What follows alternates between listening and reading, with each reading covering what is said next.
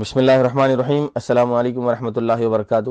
بدلتی ہوئی دنیا اور اسلامی فکر کا 15واں ایپیسوڈ، جس کا عنوان اسلام اور رد نو آبادیت یعنی اسلام اینڈ ڈی کولونیلزم۔ تاریخی طور پر اسلام سب سے زیادہ کامیاب نجات دہندہ تحریک رہا ہے۔ اسلام کی نجات دہندہ تحریک کی اصل خصوصیت وہی ہے جس پر رد نو آبادیت کی مفکرین کا زور ہے، یعنی اس نے ظلم کا مقابلہ صرف سیاسی اور سماجی سطح پر نہیں کیا بلکہ علم، فکر اور عقیدے کی سطح پر ظلم کی جڑوں پر وار کیا ہے۔ اسلام نے صرف ظلم کا خاتمہ نہیں کیا بلکہ ظلم کی نفسیات کا خاتمہ کیا ہے۔ ظلم اور نسل پرستی سے نجات کے اسلامی تصور کی خصوصیت یہ ہے کہ اس کی جڑیں اسلام کے بنیادی معتقدات اور اصولوں میں پیوست ہیں۔ ان معتقدات اور اصولوں کا سرچشمہ الہامی ہے، یعنی یہ خدا کی جانب سے نازل کردہ ہیں۔ ان کے من جانب اللہ ہونے پر یقین مسلمان ہونے کی لازمی شرط ہے، اس لیے ان اصولوں میں کسی ترمیم و تبدیلی کا کوئی امکان نہیں ہے۔ یہ اسی عقیدے کی دین تھی کہ جدید دنیا سے کئی صدی پہلے اس نے غلامی کو قتل کرنے میں کامیابی حاصل کی۔ اس نے عورتوں کو مساوی حقوق دیے اور نسلی و قبائلی عدم مساوات کی جڑیں کاٹ دیں۔ داعیان اسلام کی پہلی نسل یعنی صحابہ کرام پر اپنا مشن واضح تھا کہ انہیں انسانوں کو ان ظالموں سے نجات دلانی ہے جو ان پر حکومت کر رہے ہیں۔ عقیدہ توحید یعنی ایک خدا کی بندگی میں یقین، یہ ہر طرح کی ظالم اور استبدادی قوتوں کا مؤثر ترین توڑ تھا۔ ظالم قوتوں کو خدا کے مقابلے میں طاغوت سمجھا گیا اور ان کے خلاف آواز بلند کرنا اسلامی عقیدے کا جزو تھا۔ ربعی بن عامر کا رستم کے دربار میں بیان اس حقیقت کی روشن دلیل ہے۔ انہوں نے حضرت کے مشن کو ان الفاظ میں بیان کیا تھا جو اسلام کی نجات دہندہ تحریک کے ویژن کا بہت واضح اظہار تھا، یعنی اللہ نے ہم کو مبعوث کیا ہے تاکہ ہم بندوں کو بندوں کی بندگی سے نکالیں اور بندوں کے رب کی بندگی میں لے جائیں، دنیا کی تنگنائیوں سے نکالیں اور آخرت کی وسعتوں میں لے جائیں اور مذاہب کے مظالم سے نجات دلائیں اور اسلام کے عدل میں لے جائیں۔ اسلامی عقیدے کی بنیاد توحید ہے۔ توحید کا عقیدہ ایک علیم و حکیم اور قادر مطلق خدا پر یقین پیدا کرتا ہے، جو ایکا و تنہا کائنات کا مالک، خالق، حاکم، قانون ساز، رب اور پروردگار ہے۔ عقیدہ توحید یہ یقین بھی پیدا کرتا ہے کہ خدا واحد کے سامنے ہر انسان نہایت ہی کمزور اور بے بس ہے۔ اسلامی عقیدے میں خدا واحد کے وجود کے ساتھ اس کی صفات پر یقین بھی لازمی طور پر شامل ہے۔ یہ صفات بڑی تفصیل سے بیان کی گئی ہیں۔ خدائی صفات میں شرک کا بھی اسلامی عقیدہ روادار نہیں ہے۔ یہ عقیدہ قانون سازی کا حتمی اختیار بھی خدا کو دیتا ہے اور خدائی قانون کو حتمی اور ناقابل تغیر مانتا ہے۔ اس کے نتیجے میں ایسی منمانی قانون سازی جو ظلم کی راہ ہموار کرے ممکن نہیں رہ جاتی۔ اسی طرح اس عقیدے کا نتیجہ یہ بھی ہوتا ہے کہ خدا واحد کو علم کا حقیقی اور حتمی سرچشمہ قرار دیا جائے۔ خدا کی ذات کی جانب سے جو علم وحی کی صورت میں ملا ہے اس کو حتمی مانا جائے، تمام عقلی علوم کو اس کے تابع رکھا جائے۔ اس طرح اس عقیدے سے جو فلسفہ علم پیدا ہوتا ہے وہ استحصالی علوم کو جنم نہیں دے سکتا۔ اللہ کے اور اس کے رسول کے فرمودات محفوظ ہیں، جو اصول بھی بنے گا اور علوم بھی تشکیل پائیں گے وہ ان فرمودات کے ذریعے منضبط ہوں گے۔ جیسا کہ واضح کیا گیا، ظلم اور نسلی استحصال کا ایک سبب علانیہ یا پوشیدہ، شعوری یا لاشعوری طور پر پایا جانے والا یہ یقین ہے کہ بعض انسان دوسرے انسانوں کے مقابلے میں بالاتر ہیں۔ اسلام نے اس تصور کا توڑ بھی بہت ہی بنیادی یعنی عقیدے کی سطح پر ہی کر دیا ہے۔ اس طرح اس تصور کی جڑیں لاشعور سے کاٹ دی ہیں۔ انسانی مساوات کا تصور اور انسانی مساوات کا تصور، کانسیپٹ آف ہیومن ایکوالٹی، اسلامی عقیدے کا اہم حصہ ہے۔ قرآن کہتا ہے، یا ایھا الناس انا خلقناکم من ذکر و انثی وجعلناکم شعوبا وقبائل لتعارفوا ان اکرمکم عند اللہ اتقاکم ان اللہ علیم خبیر۔ لوگوں، ہم نے تم کو ایک مرد اور ایک عورت سے پیدا کیا اور پھر تمہاری قومیں اور برادریاں بنا دی تاکہ تم ایک دوسرے کو پہچانو۔ در حقیقت اللہ کے نزدیک تم میں سب سے زیادہ عزت والا وہ ہے جو تمہارے اندر سب سے زیادہ پرہیزگار ہے۔ یقیناً اللہ سب کچھ جاننے والا اور باخبر ہے۔ نبی کریم صلی اللہ علیہ وسلم نے فرمایا، کسی عربی کو کسی اجمی پر اور کسی اجمی کو کسی عربی پر، کسی گورے کو کسی کالے اور کسی کالے کو کسی گورے پر کوئی فضیلت نہیں سوائے تقویٰ کے۔ قرآن نے یہ بات بھی بڑی وضاحت کے ساتھ بیان کر دی کہ بلا لحاظ نسل و قوم تمام انسانوں کو تکریم عطا کی گئی ہے۔ وَلَقَدْ كَرَّمْنَا بَنِي آدم، ہم نے بنی آدم کو بزرگی دی۔ قرآن نے یہ بھی کہا ہے کہ انسان چاہے کوئی بھی ہو، ایک بے قصور انسان کا قتل ساری انسانیت کا قتل ہے۔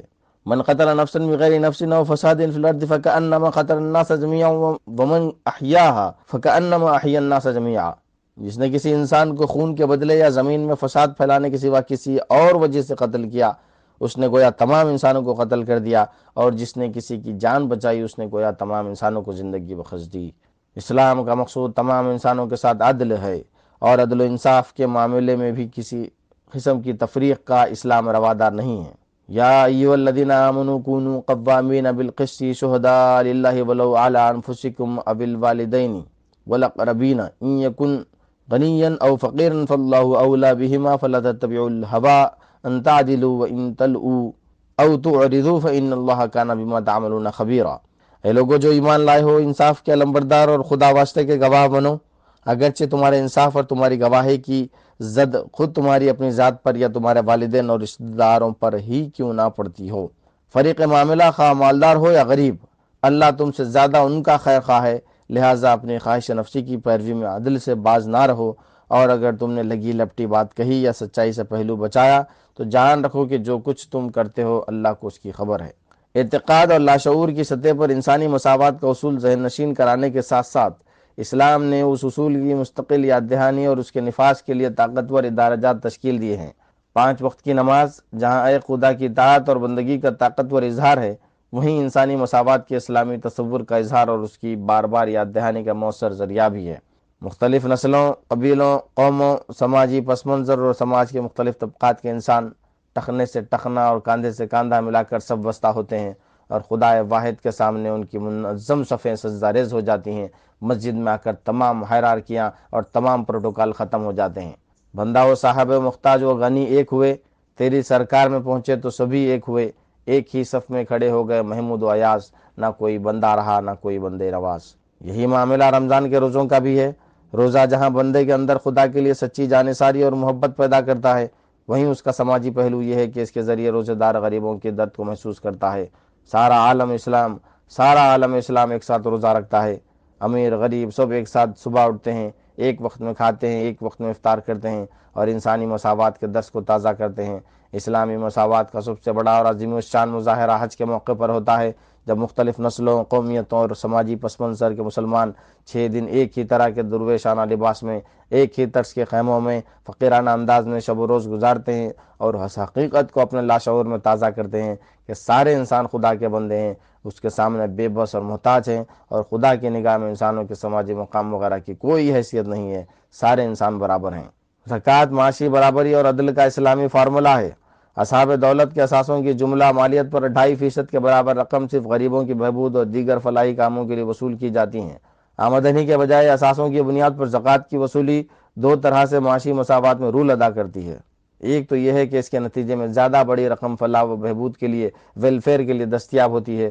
اگر آج صرف دنیا کے ارب پتیوں سے ان کی اثاثوں پر زکوٰۃ وصول کی جائے، دنیا کے ارب پتیوں سے ان کے اسیٹس، اثاثوں پر زکوٰۃ وصول کی جائے تو غربت کے خاتمے کے تمام تخمینوں سے، تمام اسٹیمیشن سے بڑھ کر وسائل دستیاب ہو جائیں گے۔ دوسرے یہ کہ اثاثوں پر زکوٰۃ کی وصولی اس بات کو یقینی بناتی ہے کہ اثاثے غیر پیداواری حالت میں اور بیکار نہ رہیں، بلکہ بازار میں لائے جائیں، انہیں پیداواری پروڈکٹیو بنایا جائے، اور ان کے ذریعے روزگار فراہم کر کے غربت کے خاتمے کا انہیں ذریعہ بنایا جائے۔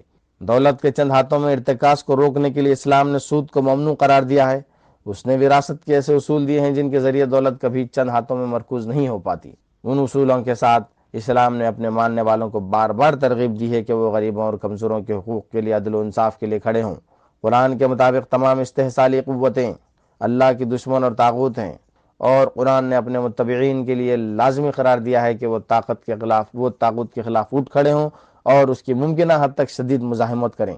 جدید مفسرین نے افراد اور صاحب اقتدار قوتوں کے علاوہ اس پورے نظام کو بھی طاغوت قرار دیا ہے جو خدا سے بغاوت اور انسانوں کے ساتھ ظلم کی روش کی بنیادوں پر قائم ہوتا ہے۔ الذین آمنوا یقاتلون فی سبیل اللہ والذین کفروا یقاتلون فی سبیل الطاغوت فقاتلوا اولیاء الشیطان ان کید الشیطان کان ضعیفا۔ جن لوگوں نے ایمان کا راستہ اختیار کیا ہے وہ اللہ کی راہ میں لڑتے ہیں، اور جنہوں نے کفر کا راستہ اختیار کیا ہے وہ طاغوت کی راہ میں لڑتے ہیں۔ پس شیطان کے ساتھیوں سے لڑو اور یقین جانو کہ شیطان کی چالیں حقیقت میں نہایت کمزور ہیں۔ قرآن نے فرعون اور موسیٰ کی کشمکش کا واقعہ تفصیل سے بیان کیا ہے۔ فرعون ایک نسل پرست ظالم اور استحصالی حکمران تھا، جبکہ موسیٰ علیہ السلام بنی اسرائیل میں مبعوث ہوئے تھے جو فرعون کے نسل پرستانہ مظالم کے شکار تھے۔ ان فرعون علا فی الارض وجعل اہلہا شیعا یستضعف طائفة منهم یذبح ابناءهم ویستحیی نساءهم انه كان من المفسدین ونريد ان نمن على الذين استضعفوا في الارض ونجعلهم ائمة ونجعلهم الوارثين ونمكن لهم في الارض ونوری فرعون وحامان وجنودهما منهم ما كانوا يحذرون۔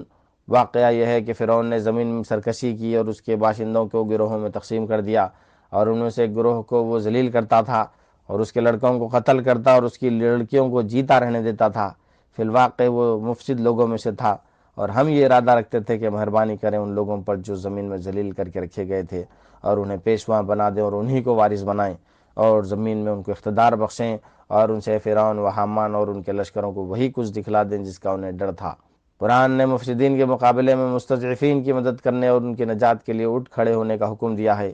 وما لكم لا تقاتلون في سبيل الله والمستضعفين من الرجال والنساء والولدان الذين يقولون ربنا اخرجنا من هذه القرية الظالم اهلها واجعل لنا من لدنك وليا واجعل لنا من لدنك نصيرا۔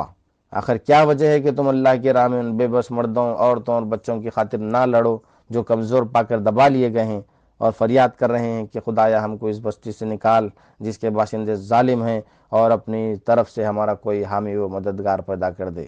طاغوت کی ظالمانہ قوت کے مقابلے میں اور اس کے فتنہ و فساد کو ختم کرنے کے لیے کی جانے والی جد و جہد ہی کو قرآن جہاد کہتا ہے، اور اسے اہل اسلام کو ایک اہم فریضہ قرار دیتا ہے۔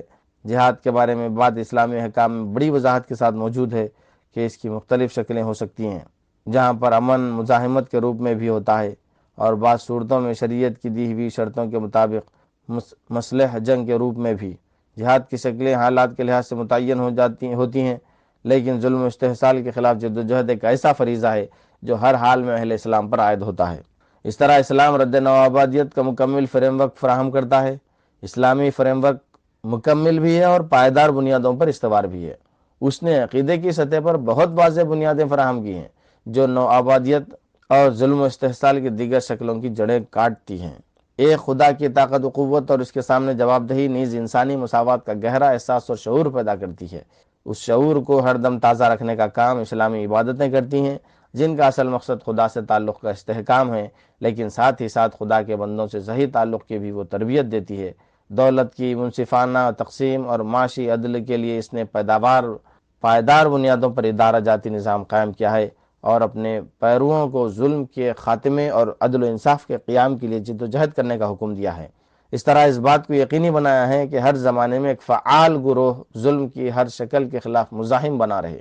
آج ضرورت اس بات کی ہے کہ اہل اسلام ان تصورات کے ساتھ ظلم، ناانصافی، عدم مساوات، نسل پرستی، ذات پات، نو آبادیت اور استعمار وغیرہ کے خلاف طاقتور آواز بن کر اٹھ کھڑے ہوں، وہ اسلامی نظریے کو دنیا کے سامنے ظلم کے خاتمے اور قیام عدل کی حقیقی اور پائیدار حل کے طور پر پیش کریں، اور عملاً بھی مظلوموں اور کمزوروں کے مسیحا کے طور پر سامنے آئیں۔ 15واں ایپیسوڈ مکمل ہوا۔ جزاک اللہ۔